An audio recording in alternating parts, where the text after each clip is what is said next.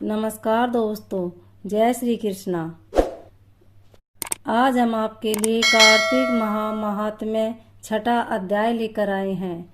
छठा अध्याय सुनने के बाद आप हमारे चैनल को सब्सक्राइब करें, बेल आइकन को प्रेस करें ताकि हमारी वीडियो की नोटिफिकेशन सबसे पहले आप तक पहुंचे। वीडियो को लाइक और शेयर जरूर करें। जिसके सुनने से सब पाप नाश हो जाए। कार्तिक महात्म्य का लिखूं छठा अध्याय।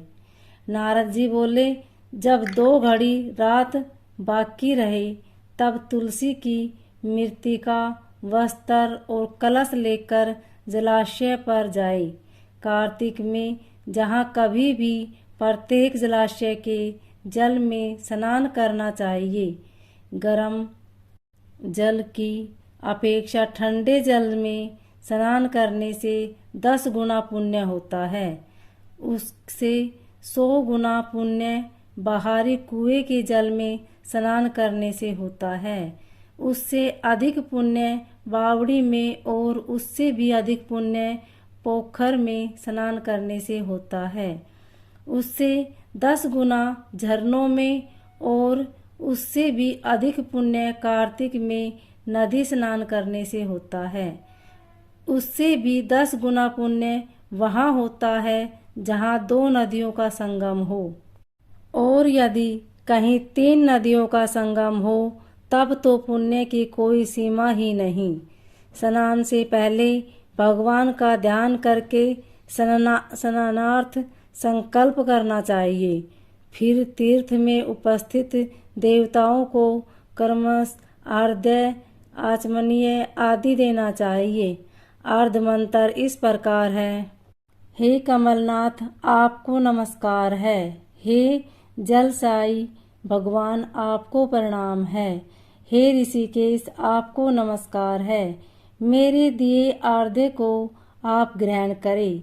वैकुंठ, प्रयाग तथा बद्री का आश्रम में जहाँ कहीं भगवान विष्णु गए वहाँ उन्होंने 3 प्रकार से अपना पाँव रखा था। वहाँ पर ऋषि, वेद, यज्ञों सहित सभी देवता मेरी रक्षा करते रहे। हे जनार्दन, हे दामोदर, हे देवेश, आपको प्रसन्न करने हेतु मैं कार्तिक मास में विधि विधान से ब्रह्म मुहूर्त में स्नान कर रहा हूँ। आपकी कृपा से मेरे सभी पापों का नाश हो। हे प्रभु, कार्तिक मास में व्रत तथा विधि पूर्वक स्नान करने वाला मैं अर्घ्य देता हूँ।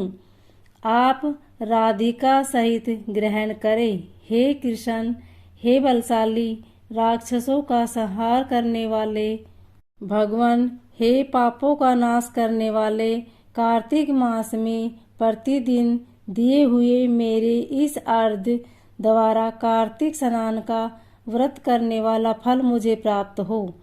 तत्पश्चात विष्णु, शिव तथा सूर्य का ध्यान कर के जल में प्रवेश कर नाभि के बराबर जल में खड़े होकर विधि पूर्वक स्नान करना चाहिए। गृहस्थी को तिल और आंवले का चूर्ण लगाकर तथा विधवा स्त्री व यति को तुलसी की जड़ की मिट्टी लगाकर स्नान करना चाहिए।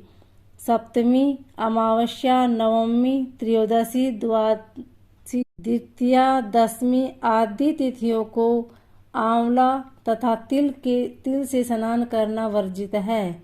स्नान करते हुए निम्न शब्दों का उच्चारण करना चाहिए।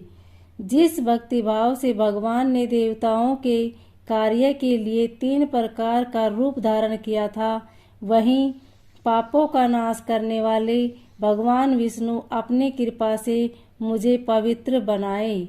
जो अमनुष्य भगवान विष्णु की आज्ञा से कार्तिक व्रत करता है, उसकी इंद्रादि सभी देवता रक्षा करते हैं। इसलिए वह मुझको पवित्र करे।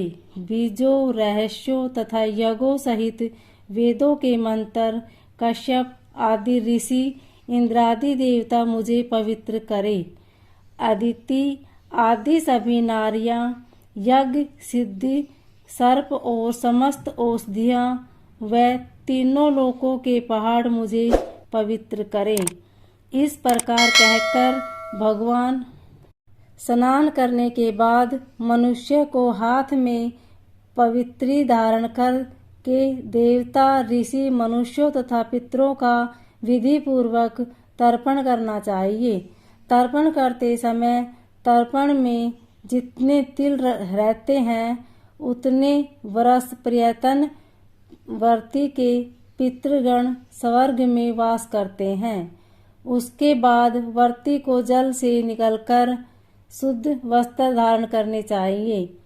सभी तीर्थों के सारे कार्यों से निर्वृत्त होकर पुनः भगवान विष्णु का पूजन करना चाहिए। सभी तीर्थों के सारे देवताओं का स्मरण करके भक्ति पूर्वक सावधान होकर चंदन, फूल और फलों के साथ भगवान विष्णु को फिर से अर्घ्य देना चाहिए। अर्घ्य के मंत्र का अर्थ इस प्रकार है: मैंने पवित्र कार्तिक मास में स्नान किया है। हे विष्णु, राधा के साथ आप मेरे दिए अर्घ्य को ग्रहण करें। तत्पश्चात चंदन, फूल और तांबूल आदि से वेद पाठी ब्राह्मणों का श्रद्धापूर्वक पूजन करें और बारंबार नमस्कार करें। ब्राह्मणों के दाएं पांव से तीर्थों का वास होता है, मुंह में वेद और समस्त अंगों में देवताओं का वास होता है। अपने कल्याण की इच्छा रखने वाले मनुष्य को इनका न तो अपमान करना चाहिए और न ही इनका विरोध करना चाहिए। फिर एकाग्रचित्त होकर भगवान विष्णु की प्रिय तुलसी जी की पूजा करनी चाहिए। उनकी परिक्रमा करके उनको प्रणाम करना चाहिए। हे देवी, हे तुलसी, देवताओं ने ही प्राचीन काल से तुम्हारा निर्माण किया है और ऋषियों ने तुम्हारी पूजा की है। विष्णु प्रिया तुलसी, आपको नमस्कार है। आप मेरे समस्त पापों को नष्ट करो। इस प्रकार जो मनुष्य भक्ति पूर्वक कार्तिक व्रत का अनुष्ठान कर, बोलिए श्री हरि विष्णु भगवान की जय।